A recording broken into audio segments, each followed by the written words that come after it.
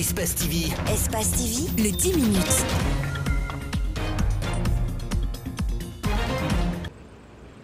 Jusque-là, l'État guinéen n'arrive pas à mettre en place une véritable stratégie d'assainissement pour rendre Conakry propre.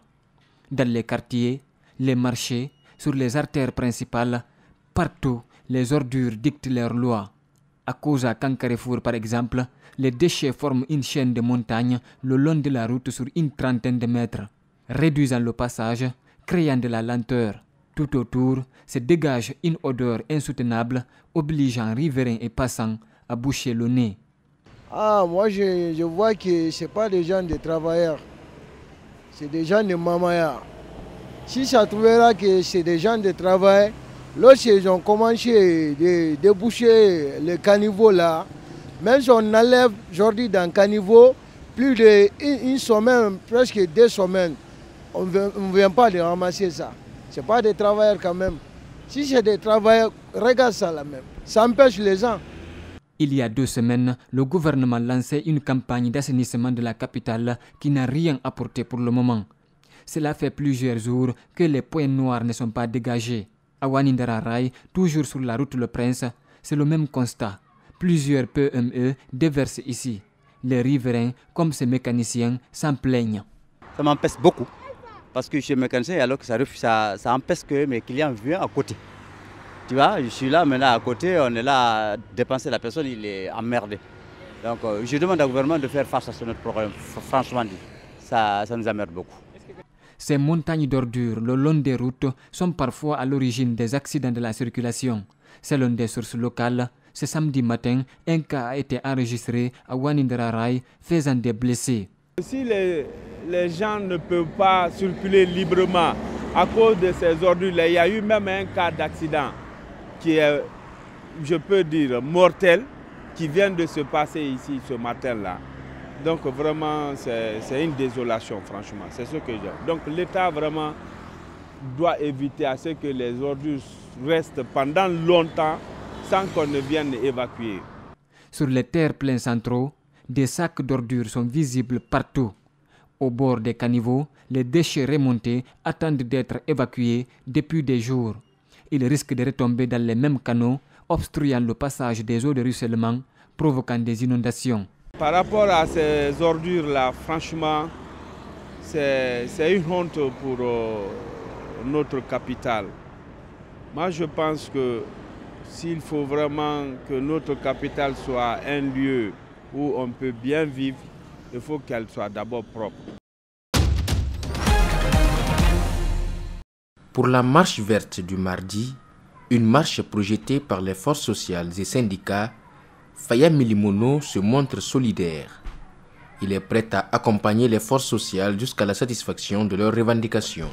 Aujourd'hui, il faut très rapidement amener le gouvernement à comprendre la souffrance, le cri du cœur de ce peuple qui souffre, qui n'a plus à manger.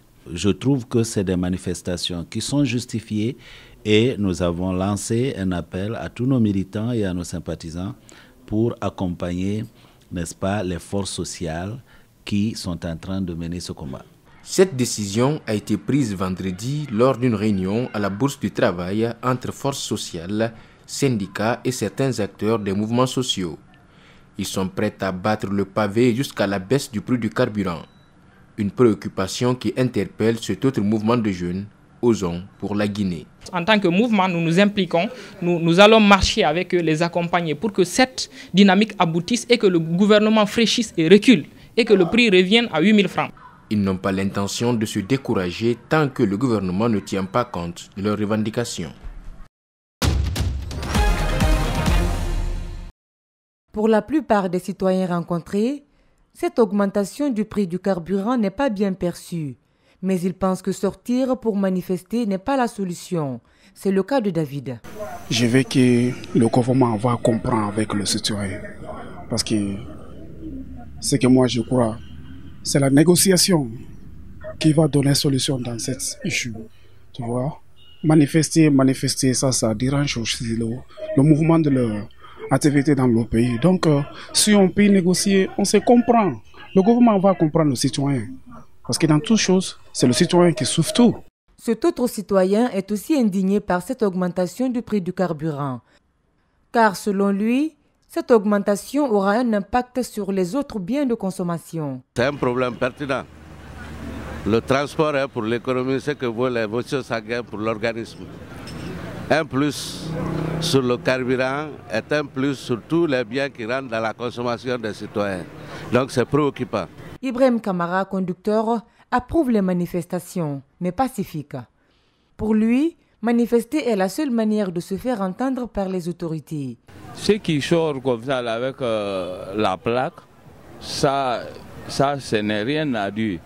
Donc il peut sortir pour réclamer ce qu'il veut.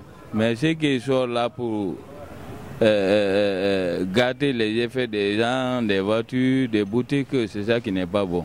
La crise sociale est loin d'être de se décrisper. En attendant, les Guinéens prennent leur mal en patience.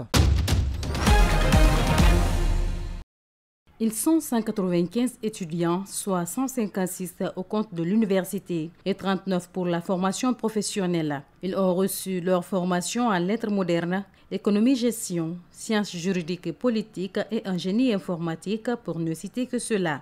L'obtention de ces diplômes est le fruit de plusieurs années d'études. Chers étudiants récipiendaires, vous avez fourni d'énormes efforts pour arriver au niveau où vous êtes hissés aujourd'hui. À partir de ce jour, vous entamez une autre étape importante de votre vie, celle de la vie professionnelle qui se distingue de la vie estudiantine. Je vous souhaite bonne chance sur le marché de l'emploi. Depuis sa création en 2012, l'UNISIM a déjà mis sur le marché de l'emploi 596 diplômés.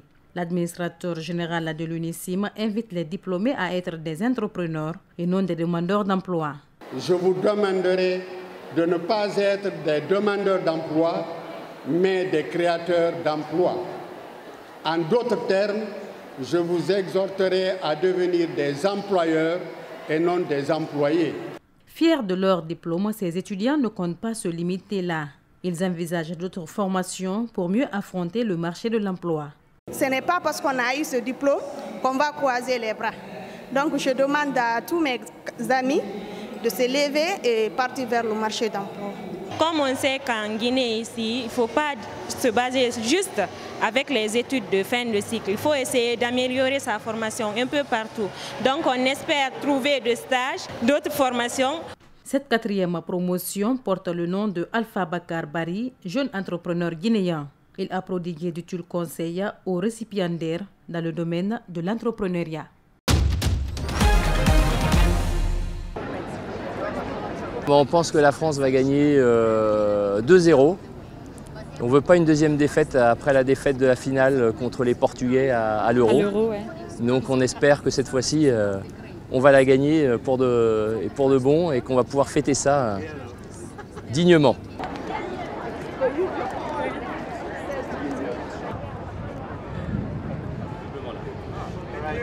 À la défense est meilleure et on a une grosse attaque. Donc on devrait faire la différence grâce à la défense. C'est une grosse analyse, ça.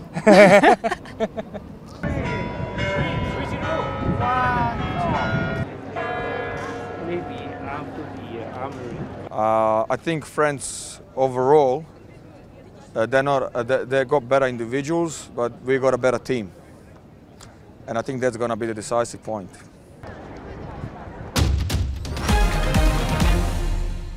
Les 12 jeunes footballeurs et leur entraîneur rescapés d'une grotte en Thaïlande après 18 jours sous terre pourront sortir jeudi prochain de l'hôpital, ont annoncé ce samedi les autorités qui leur ont conseillé de rester à l'écart des médias.